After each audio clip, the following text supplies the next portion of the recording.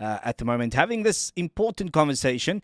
Last year, we chatted about this, and we delved quite a bit into the BELA Bill, which is very, very important, because the BELA Bill, in actual fact, whether there are pros and cons on either way, the BELA Bill affects everybody. It affects schools, it affects parents, it affects learners. More so, it does also shape and affect the future of the country when it comes to education. Now, according to Afriforum, they say that while the BELA Bill is pending, the president's words about mother language education is simply nothing else but lip service. And joining us right now, we've got Alana Bailey, who is the head of the cultural affairs at the Afriforum. Alana, firstly, good afternoon to you. Thank you for taking the time out in joining us this afternoon. Hi, Cliff, and thanks for the privilege to talk to you. Awesome. Let's get straight into this conversation. Now, before we get into where Afriforum stands when it comes to the BELA Bill at the moment, for those who aren't aware of it, or for those who don't have much knowledge about what this bill is and what it consists of, really quickly, could you just give us an overview of what the bill is all about? Basically, in any country, you have to have let's say, overarching act that determines how schools are administrated. And we have the South African Schools Act that dates back to 1996. So it's good to review it from time to time. And in 2017, this bill appeared for the first time as a revision of the 1996 Act. We had a lot of concerns about it at that time.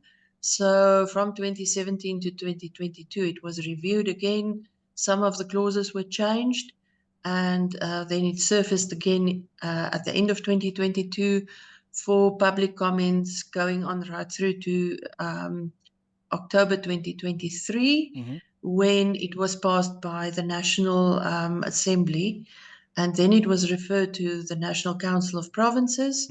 That's where it is pending at the moment, and if they approve it, then the next step will be that the president has to sign off on it, and then it can be implemented. Yeah. Okay. Now, according to Afriforum, you believe that the words of the president about mother language education is simply lip service. Why is that? Well, at the moment, we see that very few schools offer children the opportunity to study in their mother language from grade 1 to matric, except if your home language is English. So we haven't really seen in the past 30 years that more schools started offering education in more South African languages apart from Afrikaans. And this bill definitely even threatens the Afrikaans single medium schools that are left in the country. So we feel the department is very adamant that schools have to be parallel or multilingual schools.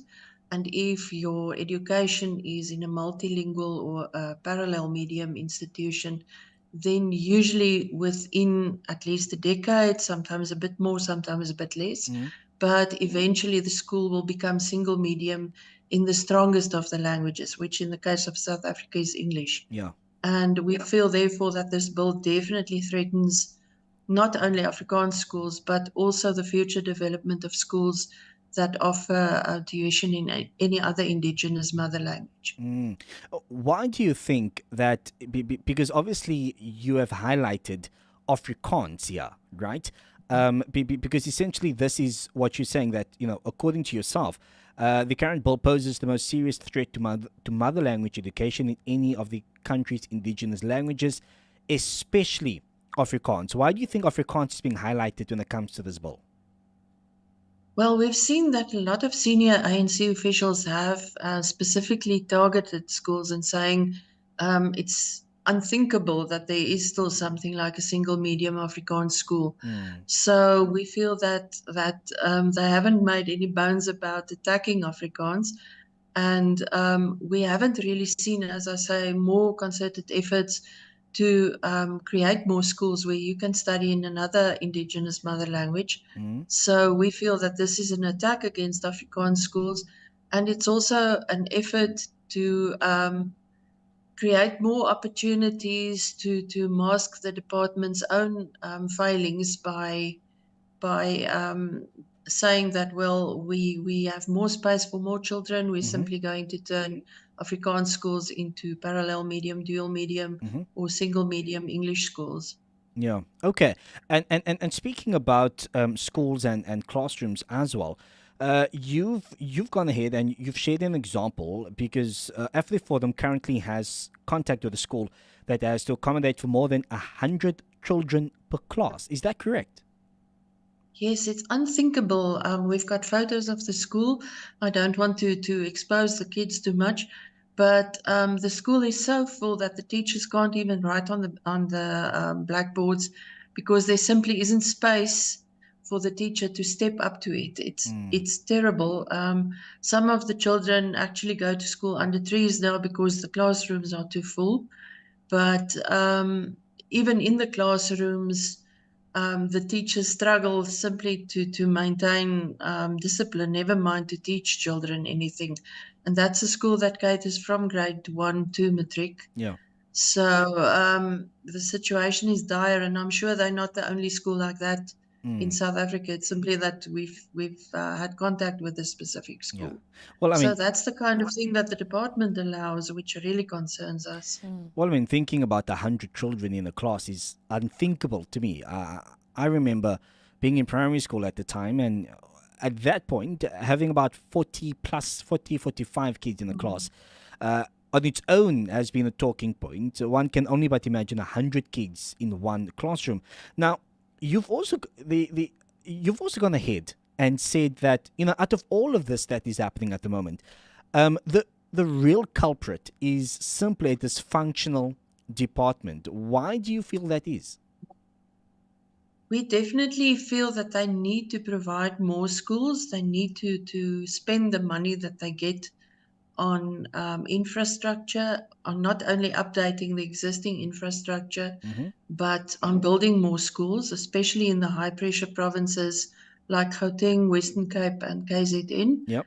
And in the second place, where there are dysfunctional schools, and there are many of them, that they have to step up and hold the staff at the school accountable. Mm. But at the moment, it's a very tense situation because we have an election coming up. Yeah. Many of the teachers who need to be held accountable are also union members, and therefore, whatever they do is being ignored, and the children pay the cost for this. Yeah. Okay. Now I know that Afriforum is advocating for this bill either not to go through or for some things to change if it ever does go through. But let's assume that as the bill stands right now, as the BELA Bill stands right now, let's assume that the president signs it and it goes into law. It comes into effect. What would you do then as Afriforum? What would your next steps be then?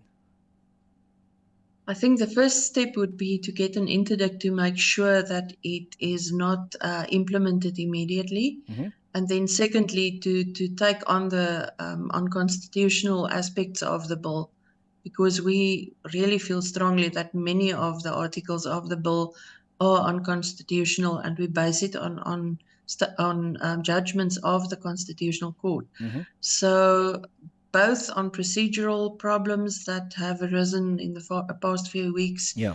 plus the contents of the bill, we feel that we will be able to stop it at that stage. Mm. And just when it comes to parents, guardians, do you feel like we have a responsibility also to, either oppose the bill or either to, I don't know, stand in agreement? But as Afriforum, do you think that we have a responsibility? And if so, what would our responsibility be? We definitely need to take responsibility for not only this bill, but any legislation that involves schools and children. Mm. I think what has become very apparent in the public hearings that I've attended in the past few weeks, parents are very passionate about their children, but they Yeah. don't realize how many laws have already changed, and which are referred to in BELA, but it's not actually BELA that is making this new legislation. It's actually legislation which was passed and implemented years ago. Okay. So people need to take notice of what applies to their children in Mm. schools, And then also, you cannot rely on a school to equip your child 100% with ethics and morals and religious and even historical education. You have to provide that from the home front as well. Okay. Well, thank you so much for spending some time with us this afternoon, Alana. Much appreciated. If people need to stay updated in terms of what you guys are doing and also just in terms of the BELA Bill and where things are standing at the moment, how do they do that? How do they stay up to date? They're welcome to contact us. Our email address is onderwys@afriforum.co.za, or they can visit our website that's dedicated to BELA, which is stopbela.co.za. Awesome. Thank you for your time. Have a lovely week. Thank you, you too, and thank you for this opportunity to talk about this very important bill. Awesome. Thank you. It's always a pleasure chatting to you. And right there, that was Alana Bailey from Afriforum.